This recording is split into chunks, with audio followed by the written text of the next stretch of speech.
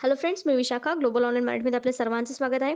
आजच्या सेशनमध्ये आपल्याला राष्ट्रसंत तुकडोजी महाराज नागपूर युनिव्हर्सिटी यांच्या पी-एच-डी एंट्रन्स टेस्टसाठी रिसर्च मेथॉलॉजीचा स्टडी करायचा आहे. ज्याचं हे आजचं आपलं 10वं लेक्चर आहे. ऑलरेडी 9 लेक्चर्स कंप्लीट झाले आहेत रिसर्च मेथॉलॉजीचे. एम-सी-क्यूज थ्रू आपण हा रिसर्च मेथॉलॉजीचा सिलेबस कव्हर करत आहोत आणि प्रॅक्टिस करत आहोत एम-सी-क्यू सॉल्व्हिंगची. चला तर सुरू करायची आपल्या सेशनला.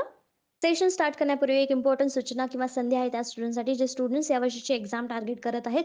जसं की आपल्याला माहिती आहे एक्झामचा पॅटर्न असा आहे की 50% मार्क्स किंवा 50 मार्क्स हे एक सेक्शनला आहेत आणि दुसऱ्या सेक्शनला 50% मार्क्स आहेत, 50 गुण आहेत. टोटल 100 मार्क्सची ही एक्झाम आहे. त्याच्यामध्ये पहिला पार्ट सेक्शन ए जो आहे तो रिसर्च मेथॉलॉजी आणि जनरल ॲप्टिट्यूडवरती आहे. रिसर्च ॲप्टिट्यूड आणि जनरल ॲप्टिट्यूड असं त्याला म्हटलं जातं. तर त्यामध्ये रिसर्चवरती 40 क्वेश्चन्स आणि जनरल ॲप्टिट्यूडवरती 10 क्वेश्चन्स असा हा रेशिओ असणार आहे. सो यासाठी आम्ही एक फुल कोर्स घेऊन आलो specially for section A.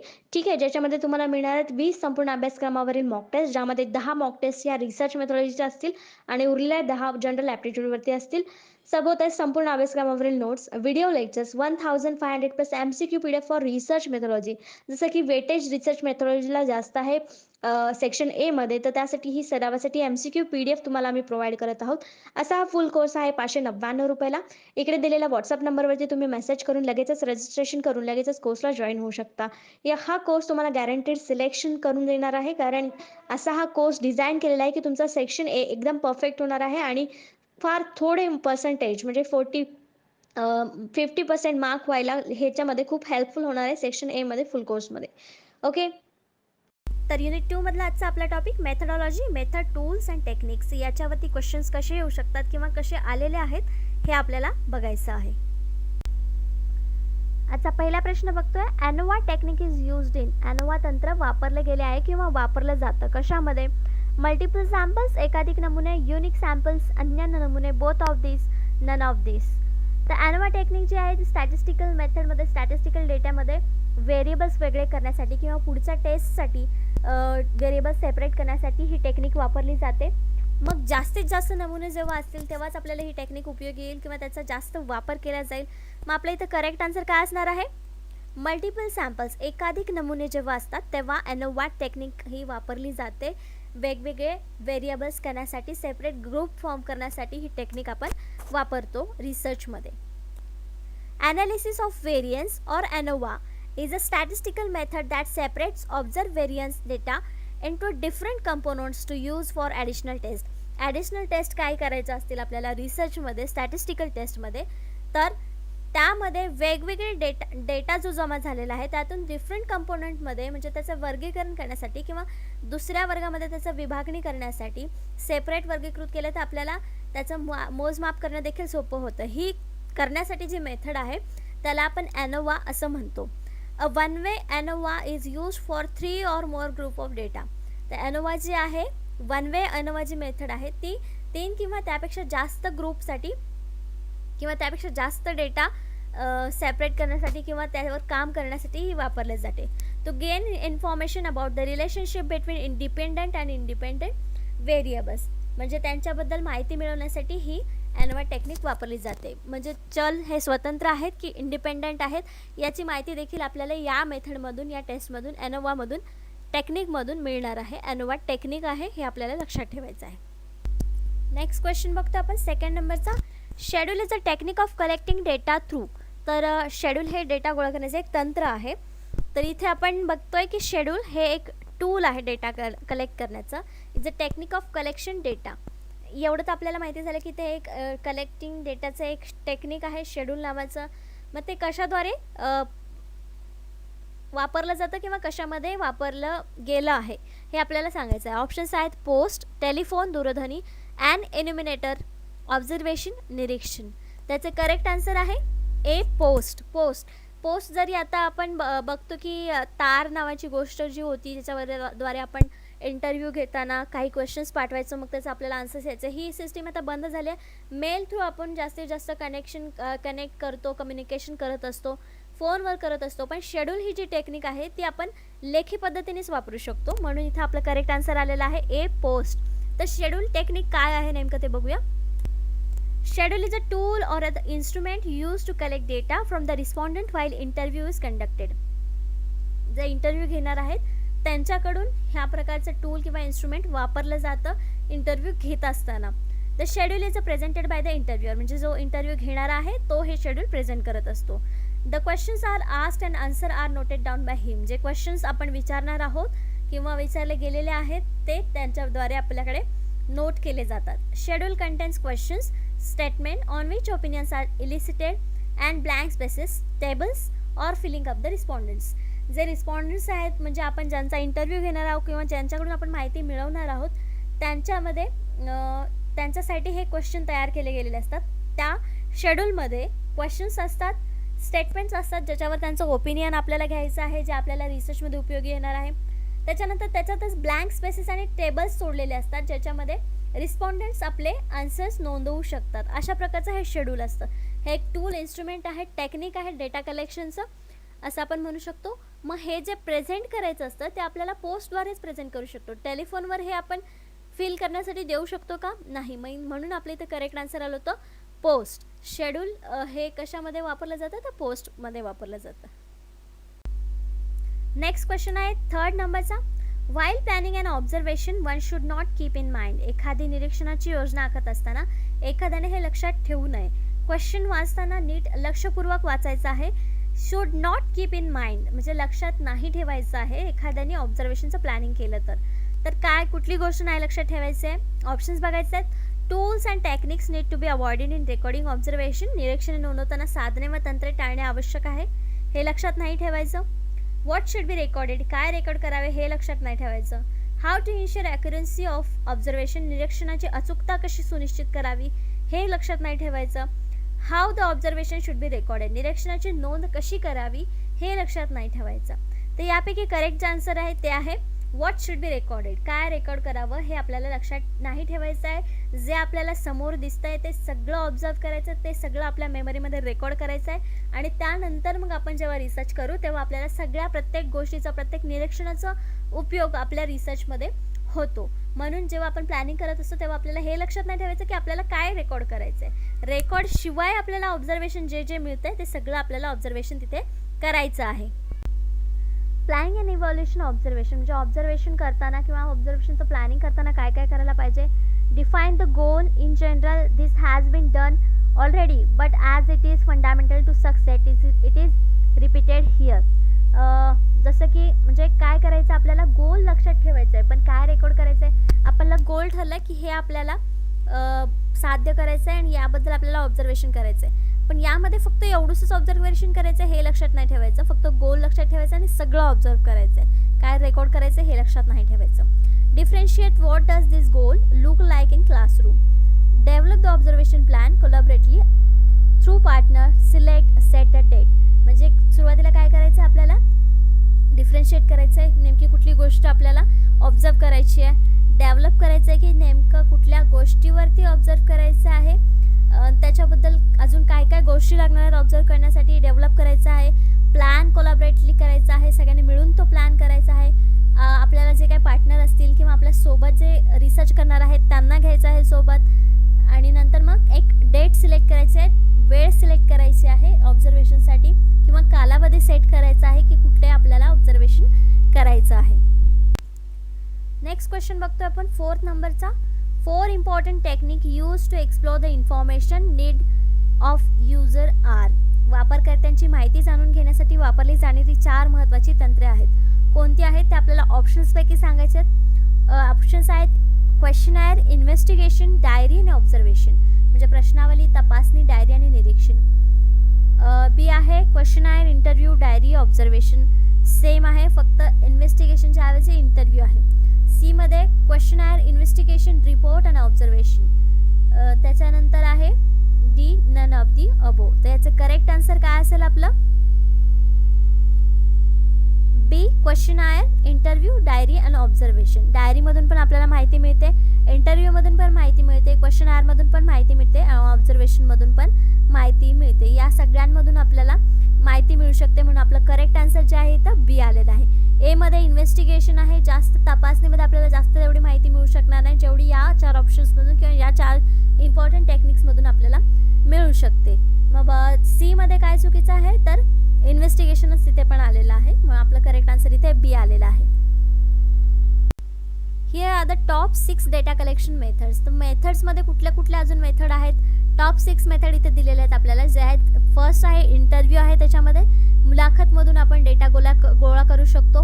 Next आहे क्वेश्चनर अँड सर्वे. क्वेश्चनर माहिती आपण क्वेश्चन देतो आणि त्याचे आन्सर्स मिळवण्याचा प्रयत्न करतो. सर्वेमध्ये पण सेम प्रोसेस आहे. ऑब्झर्वेशन तर निरीक्षण स्वतः प्रेझेंट राहून आपण करतो. Document and records. डॉक्युमेंट्सवरती जे काय ऑलरेडी डॉक्युमेंट आपल्याकडे आहेत किंवा जे लोक एखादं काम करताना डॉक्युमेंट्स तयार करून ठेवतात, त्याचाही उपयोग आपल्याला डेटा कलेक्शनमध्ये होतो. मग ते मेथड देखील एक आपण यूज करू शकतो. फोकस ग्रुप्स, ओरल हिस्ट्रीज, हे सगळे जे आहेत ते डेटा कलेक्शनच्या मेथड्स आहेत. टॉप 6 मेथड्स यांना आपण म्हणू शकतो. ह्या मेथड्सद्वारे आपण डेटा कलेक्शन करतो आणि सोप्या पद्धतीने होतं, कारण हे सगळे टेक्निक्समुळे. नेक्स्ट क्वेश्चन आहे 5th नंबरचा. Questionnaire is widely use tool in which type of research. प्रश्नावली कोणत्या प्रकारच्या संशोधनात वापरली जाते? प्रश्नावली म्हणजे काय माहिती आपल्याला? आपण प्रश्न देतो, प्रश्नांची यादी देतो आणि त्याची उत्तरं मग आपण समोरच्या व्यक्तींकडून किंवा ज्या व्यक्तींना आपण निवडलेलं आहे ॲज अ सॅम्पल म्हणून त्यांच्याकडून ही माहिती मिळवत असतो. तर ते जे क्वेश्चनर आहेत ते आपण कुठल्या टाईपच्या रिसर्चमध्ये करत असतो? ऑप्शन्स आहेत सर्वे रिसर्च, सर्वेक्षण संशोधन, एक्सपेरिमेंटल रिसर्च, प्रायोगिक संशोधन, हिस्टॉरिकल रिसर्च, ऐतिहासिक संशोधन, केस स्टडी रिसर्च. म्हणजे आपण केस स्टडी रिसर्च मराठीमध्ये आपण म्हणूया, कारण आपल्याला त्याच्यासाठी प्रकरण अभ्यास रिसर्च संशोधन हे यापेक्षा केस स्टडी हा विषय किंवा शब्द सोपा आहे, म्हणून आपण केस स्टडी रिसर्चच म्हणूया. तर यामध्ये करेक्ट आन्सर जे आहे ते आहे ए, सर्वे रिसर्च, सर्वेक्षण संशोधन. सर्वेक्षण संशोधन का? कारण त्याच्यामध्ये सुद्धा आपण काही क्वेश्चन्स देतो आणि लोकांकडून त्याचे आन्सर्स घेतो आणि मग त्या विषयावरचा तो आपला सर्वे होतो. मग तिथे पण आपण क्वेश्चनर यूज करतो, म्हणून त्याला आपण करेक्ट आन्सर आपल्या इथे आलेला आहे सर्वे रिसर्च. सर्वे रिसर्चमध्ये आपण क्वेश्चनर जास्त यूज करतो.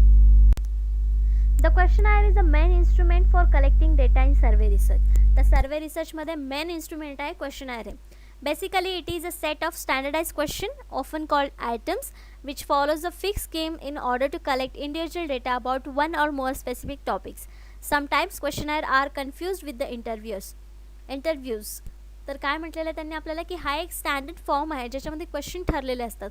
मग त्याच्यामध्ये आपण हे क्वेश्चन्सद्वारे आपण एका व्यक्तीसोबत म्हणजे एका सॅम्पलनी किंवा जास्त सॅम्पल्सला देखील आपण ह्या टॉपिकवरती डेटा कलेक्ट करण्यासाठी किंवा डेटा कलेक्ट करण्यासाठी याचा वापर आपण करू शकतो क्वेश्चनरचा. Sometime questionnaire are confuse with interviews. म्हणजे काही वेळेस हे जे इंटरव्ह्यू आपण घेतो तेव्हा हे क्वेश्चनर आपल्याला कन्फ्यूज करत असतात किंवा कन्फ्यूज असतात की याचा आन्सर कसं द्यायचा आहे. काही लोकांसाठी ते क्वेश्चन्स वेगळे असू शकतात, काही लोकांसाठी ते योग्य क्वेश्चन्स असू शकतात. असे देखील अडचणी त्याच्यामध्ये येऊ शकतात. पण सर्वे रिसर्चमध्ये क्वेश्चनरचा वापर हा मेन इन्स्ट्रुमेंट म्हणून केला जातो. नेक्स्ट क्वेश्चन आहे 6 नंबरचा. Which of the following is one do not included in measure of central tendency. मध्यवर्ती प्रवृत्तीच्या उपायांमध्ये खालीलपैकी कोणत्या गोष्टीचा समावेश नाही? उपाय किंवा मेजर्स म्हणजे माप असं देखील आपण इथे घेऊ शकतो. अरिथमेटिक मीन, अंकगणित मीन, मेडियन मध्यम, मोड, स्टँडर्ड डेव्हिएशन प्रमाणित विचलन. तर included in measures of central tendency म्हणजे जे याच्यामध्ये वन डू नॉट इन्क्लुडेड म्हणजे बाकीच्या गोष्टी ज्या आहेत त्याच्यामध्ये इन्क्लूड केलेल्या आहेत. फक्त एक गोष्ट जी आहे ते ऑप्शनमध्ये नाही आहे, जी सेंट्रल टेंडन्सीमध्ये नाही आहे. त्याचं करेक्ट आन्सर जे आहे ते आहे डी, स्टँडर्ड डेव्हिएशन प्रमाणित विचलन जे आहे ते या central tendency measures of central टेंडन्सीमध्ये नाही आहेत. बाकी अरिथमेटिक मीन, मेडियन, मोड या ज्या गोष्टी आहेत त्या आपल्याला एकदा स्टॅटिस्टिक्समध्ये होऊन गेलेल्या आहेत. त्याचा देखील वापर कसा करायचा आपल्याला जेव्हा त्याचा विषय येईल किंवा आपल्या सिलेबसमध्ये जेव्हा ते असेल ते आपण वापर करून बघणार आहोत. पण त्याआधी इथे जे ऑप्शन्स आहेत किंवा मेजर्स ऑफ सेंट्रल टेंडन्सीमध्ये याचा वापर केला जातो किंवा हे इन्क्लुडेड असतात हे आपल्याला लक्षात ठेवायचं आहे. स्टँडर्ड डेव्हिएशन त्याच्यामध्ये करेक्ट आन्सर नाही, म्हणून आपल्या प्रश्नाचा आन्सर जे आहे ते डी आलेलं आहे, कारण आपल्याला त्यांनी विचारलं आहे one do not included. In statistics, a central tendency is a central or typical value for a probability distribution. Probability distribution साठी ही सेंट्रल टेंडन्सी मेथड किंवा मेजर्स जे आहेत ते आपण काढतो टिपिकल व्हॅल्यू मिळवण्यासाठी. कशामध्ये? स्टॅटिस्टिक्समध्ये. It may also be called central or location of the distribution. याला आपण सेंटर किंवा लोकेशन म्हणू शकतो. डिस्ट्रीब्युशनचं जे आपल्याकडे डेटा आहे त्याचं डिस्ट्रीब्युशन काढण्याचं किंवा डिस्ट्रीब्युशन करण्याचं वर्गीकरण करण्याचं हे सेंटर आहे असं आपण म्हणू शकतो. Collectively measures of central tendency are often called averages, त्याला आपण ॲव्हरेजेस असं देखील म्हणतो. The term central tendency dates from late 1920s. ही टर्म्स कधी आलेली आहे आपल्याला अभ्यासामध्ये, तर 1920मध्ये, 1920च्या शेवटी. Mean, median, mode, each of this measures calculate the location of central point using different method. वेगवेगळ्या मेथड वापरून, म्हणजे मीन, मेडियन, मोड या प्रकारच्या वेगवेगळ्या मेथड वापरून आपण जे सेंट्रल पॉईंट्स काढायचे असतात, आपल्याकडे डेटा आहे त्याचा, तर ते कॅल्क्युलेट करण्यासाठी या मेथड्स आपण वापरत असतो. Choosing the best measure of central tendency depend on the type of data you have.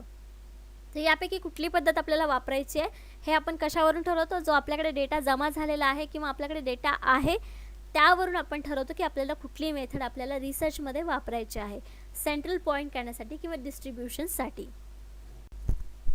Next question आहे 7th नंबरचा. Questionnaire is a dash dash. प्रश्नावली म्हणजे काय, डॅश डॅश आहे, काय आहे, रिसर्च मेथड आहे, संशोधन पद्धत आहे, मेजरमेंट टेक्निक आहे, मापन तंत्र आहे, tool for data collection, data संकलनाचे साधन आहे, डेटा ॲनालिसिस टेक्निक आहे, डेटा विश्लेषण तंत्र आहे. तर रिसर्च मेथड असू शकत नाही. मेजरमेंट टेक्निकमध्ये थोडंसं आपण कन्फ्यूज होऊ शकतो, पण हे एक टूल आहे डेटा कलेक्शनचं. याद्वारे आपण डेटा कलेक्शन करत असतो आणि हा आपल्याला मदत करत असतं क्वेश्चनायर डेटा कलेक्शनसाठी. आपण एक लास्ट क्वेश्चन देखील बघितला, त्याच्यामध्ये क्वेश्चनायर ही सर्वे रिसर्चमध्ये जास्त उपयोगी येते आणि हे एक महत्त्वाचं इन्स्ट्रुमेंट किंवा टूल असं आहे, वापरलं जातं सर्वे रिसर्चमध्ये, असं आपण वाचलं होतं किंवा अभ्यासलं होतं. मग इथे आपल्याला काय आन्सर यायला पाहिजे, questionnaire is a tool for data collection, not a data analysis technique, not measurement technique और नॉट रिसर्च मेथड. म्हणून आपला करेक्ट आन्सर आहे C, tool for data collection, data संकलनाचं साधन आहे questionnaire. The questionnaire is the main instrument for collecting data in survey research. Basically, it is a state of standard question, often called its item. तेच explanation येणार आहे की questionnaire कशी use होते आणि का ते आपलं कलेक्टिंग डेटाचं महत्त्वाचं इन्स्ट्रुमेंट आहे, का टूल जे आहे ते महत्त्वाचं काय आहे, किंवा रिसर्चमध्ये क्वेश्चनायर हे टूल म्हणून का वापरलं जातं. Same explanation with last question. Next question आहे 8 नंबरचा. How many points should be on a rating scale have. Rating स्केलमध्ये किती पॉईंट्स असावेत. सुरुवातीला रेटिंग स्केल म्हणजे काय आपल्याला माहिती पाहिजे. रेटिंग स्केल म्हणजे काय, एखादा क्वेश्चन असा असतो की तुम्हाला आत्ता आलेला मूवी किती पटीमध्ये आवडलेला आहे असा प्रश्न असल्यानंतर स्टार्स आपण देत असतो, ती एक रेटिंग स्केल झाली. म्हणजे त्या स्केल्स जे स्टार्स आहेत त्याच्यामध्ये रेटिंग स्केल असते 1 to 5. 1 to 5 मध्ये किती स्टार्स मिळाले त्याच्यावरून मूवीची क्वालिटी किंवा मूवीचा फेमस रिव्ह्यू कसा आहे तो आपल्याला समजत असतो. 5 स्टार असतील तर एकदम बेस्ट, 1 स्टार असेल तर बघण्याचा लायक नाही आहे मूवी असं आपण ठरवत असतो. तो ती रेटिंग स्केल असते. तर त्याच्यावरती किती पॉईंट्स असावेत हा आपला प्रश्न आहे. ऑप्शन्स आहेत 5, 4, 10 आणि D somewhere from 4 to 11 points, कुठेतरी 4 पासून ते 11 पॉईंट्सपर्यंत. त्याचं करेक्ट आन्सर आहे D, somewhere from 4 to 11 points, कुठेतरी 4 पासून ते 11 पॉईंट्सपर्यंत.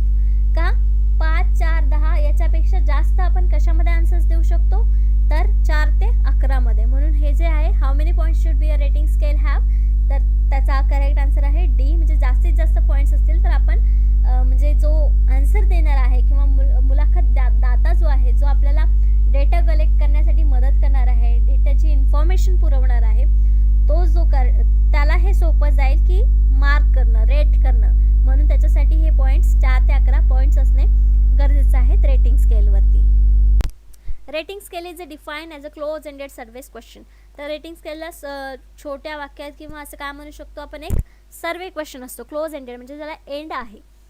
Use to represent respondent feedback in a comparative form for a specific particular feature product service.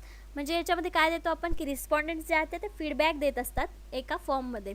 Specific feature असो, प्रोडक्ट असो, सर्व्हिस असो, त्याच्याबद्दल हा फीडबॅक फॉर्म असू शकतो रेटिंग स्केलमध्ये. It is the one of the most establish question type for online and offline survey where the survey respondents are expected to rate or attribute for features.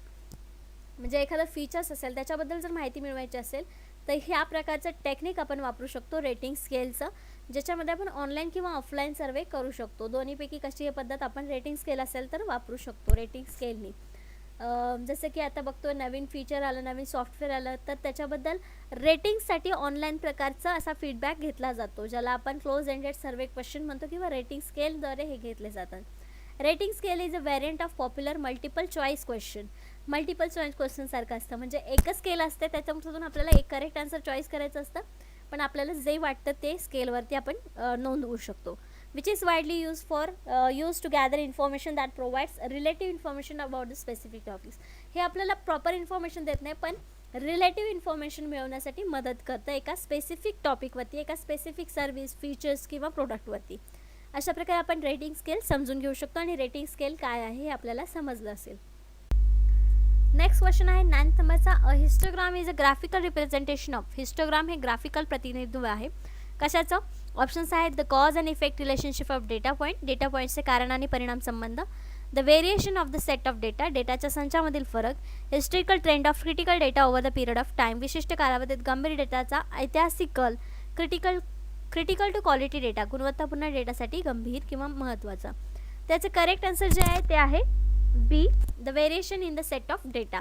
का? तर histogram हा एकाच विषयाचा किंवा गोष्टीचा असतो, पण तो त्या वस्तूमध्ये कसा बदल झाला किंवा त्यामध्ये काय बदल झाले, म्हणजे डेटाच्या संचातील बदल याच्यामध्ये आपल्याला दाखवत असतो, फरक आपल्याला इथं दाखवत असतो. म्हणून हे करेक्ट आन्सर आपला बी इथे आलेला आहे. The variation in the set of data histogram presents.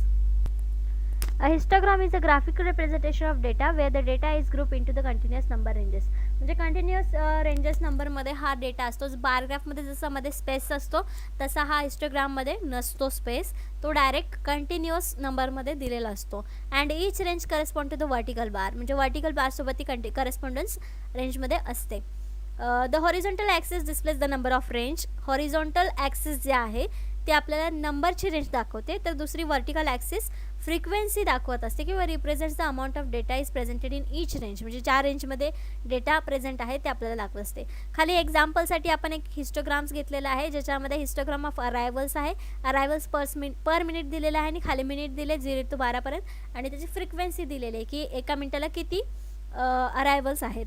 जसे की पहिल्या याच्यामध्ये दाखवले 0ला 0 आहे, त्याच्यानंतर म्हणजे एक नंबरला किंवा एका मिनिटाला एक फ्रिक्वेन्सी आहे किंवा एक अरायवल आहे असं दाखवतो. नेक्स्टमध्ये चेंज झालेलं आहे असं पटापट हिस्टोग्राममध्ये आपल्याला फटाफट दाखवलेले असतात नंबर्स फटाफट. बारग्राफमध्ये आपल्याला मध्ये स्पेस असतो किंवा टाईम दाखवलेला असतो, पण इथे तसं नाही आहे. पटापट कंटिन्यू नंबर्स रेंजेसमध्ये हिस्टोग्राम आपल्याला दाखवलं असतं किंवा अरायवल्स दाखवलेले आहेत. एक्झाम्पल म्हणून बघितलेलं आहे आपण. नेक्स्ट क्वेश्चन आहे 10th नंबरचा. Dash Pareto analysis is a technique for prioritising type of sources of problems. Pareto विश्लेषण प्राधान्य देण्याचे प्रकार किंवा सामान्यांचे स्रोत असे तंत्र आहे. कशाचं तंत्र आहे हे? ऑप्शन्स आहेत कॉज अँड इफेक्ट डायग्राम, कारण आणि प्रभाव आकृती, पॅरेटो अनालिसिस म्हणजे पॅरेटो विश्लेषण, स्कॅटर डायग्राम्स स्कॅटर आकृती, अ प्रोसेस मॅप एक प्रक्रिया नकाशा. The Pareto analysis is a technique for prioritising type of source of problem. त्याला आपण पॅरेटो अनालिसिस असंच म्हणतो. याचं करेक्ट आन्सर देखील बी आहे. पॅरेटो अनालिसिस, पॅरेटो विश्लेषण हे टेक्निक आपण प्राधान्यानं वापरतो किंवा समस्यांचा स्रोत आहे. Pareto analysis is a technique that can be use for business decision making, but it also has application in many different fields from economics to quality control. म्हणजे हे जे टेक्निक आहे पॅरेटो अनालिसिस टेक्निक, ते business decision मेकिंगसाठी, बिझनेसमधले decision घेण्यासाठी वापरलं जातं किंवा इकॉनॉमिकमध्ये क्वालिटी कंट्रोल करण्यासाठी, म्हणजे क्वालिटी नियंत्रण ठेवण्यासाठी ह्या प्रकारचं ॲप्लिकेशन आपण करतो. बाकी भरपूर फील्ड्समध्ये देखील याचा वापर केला जातो. यामध्ये 80-20 रूल आहे as a decision making technique. Decision making टेक्निकमध्ये 80-20 रूल याच्यामध्ये वापरला जातो पॅरेटो ॲनालिसिसमध्ये. Pareto analysis statistically separates limited number of input factor. याच्यामध्ये इनपुट फॅक्टर्स जे आहेत, जे रिसर्चमध्ये आपण वापरणार आहोत इनपुट फॅक्टर, त्याच्यामध्ये सेपरेट केले जातात. Either desirable or undesirable as having a greatest impact on the outcome. आउटकमवरती आपल्याला त्याचा रिझल्ट दिसून येतो. मग त्याची इच्छेनुसार आपण टाकलेले फॅक्टर्स आहेत किंवा अनिच्छेनुसार म्हणजे अनैच्छिक देखील फॅक्टर्स त्याच्यामध्ये इनपुट झालेले असतात, तर त्यावरती देखील आपला आउटकम चांगलं दिसून येतं किंवा आपल्याला त्याचा इम्पॅक्ट चांगला दिसून येतो पॅरेटो ॲनालिसिसमुळे, पॅरेटो ॲनालिसिस टेक्निकमुळे. अशा प्रकारे याचे 10 क्वेश्चन्स आणि 10 कन्सेप्ट्स आपल्या इथे झालेले आहेत. नेक्स्ट लेक्चरमध्ये आपण नेक्स्ट टॉपिकवरती बघणार आहोत 10 क्वेश्चन्स आणि 10 कन्सेप्ट. आजच्या सेशनसाठी धन्यवाद.